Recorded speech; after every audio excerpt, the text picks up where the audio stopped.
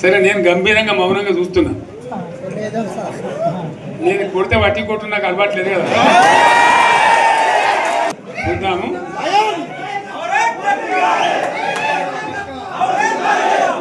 రోజులు కానీ అన్నట్టుగా నేను చూస్తా ఉన్నా. కానీ మనోళ్ళందరూ కూడా ప్రతిపాదిస్తుంది ఏంటంటే, ఒక సంవత్సరం జరిగిపోయింది, సంగమేశ్వర ఆన్నే పన్నది, బసవేశ్వర ఆన్నే పన్నది, పాలమూరు ఉత్పత్తుల పథకం ఆన్నే పన్నది, కాళేశ్వరం అట్లా ఎండబెడుతున్నారు, ఇవన్నీ అన్యాయాలని. కాబట్టి ఫిబ్రవరి నెలాఖరులో ఒక పెద్ద బహిరంగ సభ పెట్టాలి, మీరు కథ చూడాలి అని జరుగుతూ ఉంది.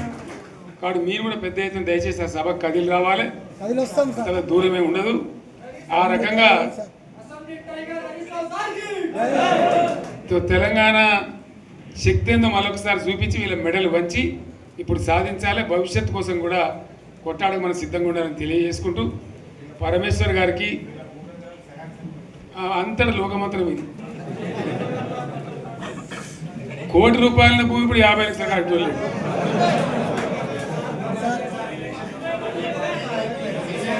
ఈ ఒక్కని బాధ ఒక ఆయన వచ్చింది, మన ఒక ఆయన ఒక 10 మంది వచ్చారు హైదరాబాద్కి. అందులోకి 2 ముస్లిం సోదరులు వచ్చారు.